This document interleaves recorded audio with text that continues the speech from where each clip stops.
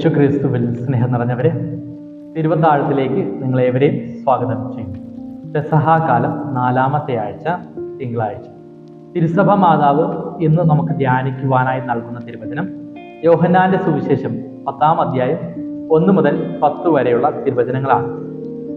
വചനഭാഗം വായിക്കുമ്പോൾ നല്ല ഇടയനും ആടുകളും തമ്മിലുള്ള ആഴമാർന്ന ബന്ധത്തെപ്പറ്റി പറഞ്ഞു വയ്ക്കുകയാണ്.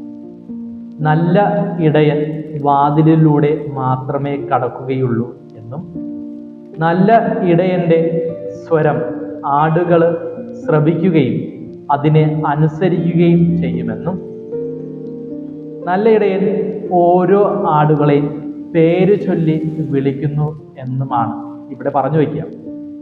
ഇന്നത്തെ സുവിശേഷം ധ്യാനിക്കുമ്പോൾ നമ്മുടെയൊക്കെ ചിന്തയിലേക്ക് കടന്നു വരേണ്ട ഒരു വലിയൊരു സന്ദേശമുണ്ട്. കൂടുതലായിട്ട് സ്നേഹിക്കുന്ന വ്യക്തികൾ നമ്മളോടൊപ്പം നടക്കുകയും നമ്മുടെ കൂടെ ആയിരുന്നു കൊണ്ട് എന്നോടൊപ്പം ആയിരിക്കുകയും എന്നിൽ ഒരാളായിട്ട് മാറുകയും ചെയ്യാറുണ്ട്. അതോടൊപ്പം തന്നെ നമ്മുടെ സ്കൂളുകളിൽ ടീച്ചർമാരൊക്കെ നമ്മുടെയൊക്കെ സ്റ്റുഡൻസിൻ്റെ പേര് ചൊല്ലി സന്തോഷം തോന്നാറുണ്ട് നമുക്ക് ഓരോരുത്തർക്കും. കാരണം ടീച്ചറാണ് എന്ന് നമ്മൾ പറയാറുണ്ട്.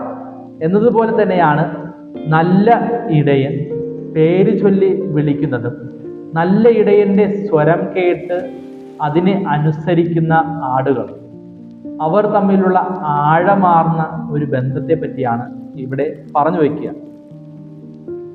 അതിനോടൊപ്പം തന്നെ സുവിശേഷത്തിൽ പറയുന്നുണ്ട്, നല്ല ഇടയന്മാരൊക്കെ ആദ്യം ആടുകളെ പുറത്താക്കിയതിന് ശേഷം, അതായത് തൊഴുത്തിൽ നിന്ന് ആടുകളെ പുറത്താക്കിയതിന് ശേഷം ആടുകൾക്ക് മുന്നേ നടക്കുന്ന നല്ല ഇടയന്മാരെ പറ്റിയാണ് ഇവിടെ പറഞ്ഞു വയ്ക്കാം.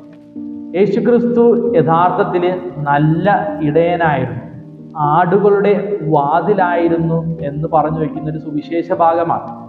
എൻ്റെ ജീവിതത്തിൽ ഞാൻ ക്രിസ്തുനാഥനെ എൻ്റെ ഇടയനായിട്ട് കാണുകയും ക്രിസ്തുവിൻ്റെ സ്വരം ശ്രവിക്കുകയും ചെയ്യുമ്പോഴാണ് ഞാനും ക്രിസ്തുവും തമ്മിലുള്ള ഒരു ബന്ധം ആഴപ്പെടുക. നല്ല ഇടയനായ യേശുക്രിസ്തുവിൻ്റെ സ്വരം കേൾക്കണമെങ്കിൽ ഞാൻ ദൈവത്തോടൊപ്പം ചേർന്ന് നിൽക്കുക എന്നതാണ്. ചേർന്ന് നിന്നാൽ മാത്രമേ ദൈവിക സ്വരം എനിക്ക് ശ്രവിക്കുവാനായിട്ട് സാധ്യമാവുകയുള്ളൂ. എങ്കിൽ മാത്രമേ കർത്താവ് കാണിക്കുന്ന വഴിയിൽ കൂടെ, നല്ല ഇടയൻ കാണിക്കുന്ന വഴിയിൽ കൂടെ എനിക്ക് ചലിക്കുവാനായിട്ട് സാധ്യമാവുകയുള്ളൂ.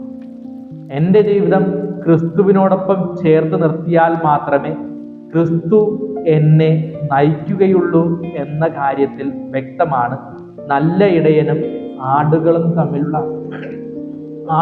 തമ്മിലുള്ള ഈ ആഴമാർന്ന ബന്ധത്തിലൂടെ നമുക്ക് മനസ്സിലാകുവാനായിട്ട് സാധിക്കുക. നല്ലിടയൻ ക്രിസ്തുവാണ് എങ്കിൽ ഞാൻ ക്രിസ്തുനാഥന്റെ ആട്ടിൻകൂട്ടത്തിലെ ഒരംഗമാണ്.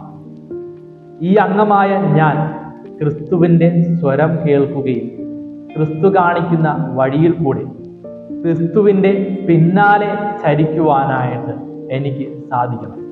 എൻ്റെ ജീവിതം ഒരു നല്ല ഇടയൻ്റെ പിന്നാലെ പോകുവാനായിട്ട് സാധ്യമാകണം. അതിനു വേണ്ടിയിട്ട് നമുക്ക് ആത്മാർത്ഥമായിട്ട് ക്രിസ്തുവിനെ സ്നേഹിക്കാം, ക്രിസ്തുവിൻ്റെ സ്വരം ശ്രവിക്കാം, ക്രിസ്തു കാണിക്കുന്ന വഴിയിൽ കൂടെ ചരിക്കാം, ക്രിസ്തുവിൻ്റെ പിന്നാലെ നമുക്ക് യാത്രയാകാം. ദൈവം നമ്മെ അനുഗ്രഹിക്കും.